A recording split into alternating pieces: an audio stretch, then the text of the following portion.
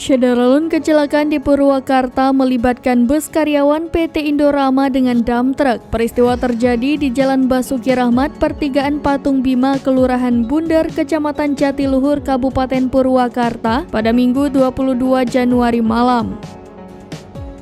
Akibatnya, Patung Bima yang merupakan patung ikonik di Purwakarta rubuh ditabrak dam truk.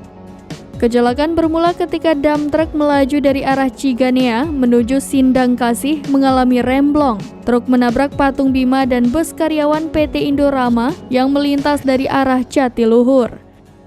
Maman, berusia 47 tahun, warga sekitar pertigaan Patung Bima yang juga menjadi saksi mata mengatakan, truk melaju dengan kecepatan tanpa ada indikasi pengereman.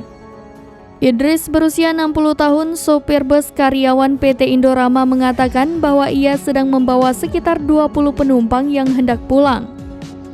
Ia mengaku karyawan yang berada di dalam bus dan dirinya tidak mengalami luka-luka, namun bus yang dikendarai mengalami kerusakan parah.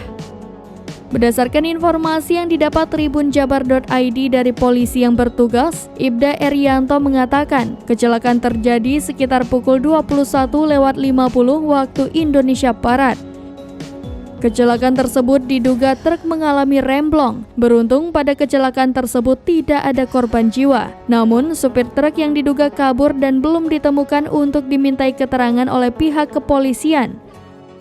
Patung Bima yang merupakan salah satu patung ikon Kabupaten Purwakarta rusak parah, yang tersisa hanya bagian tubuh dan kepala patung saja.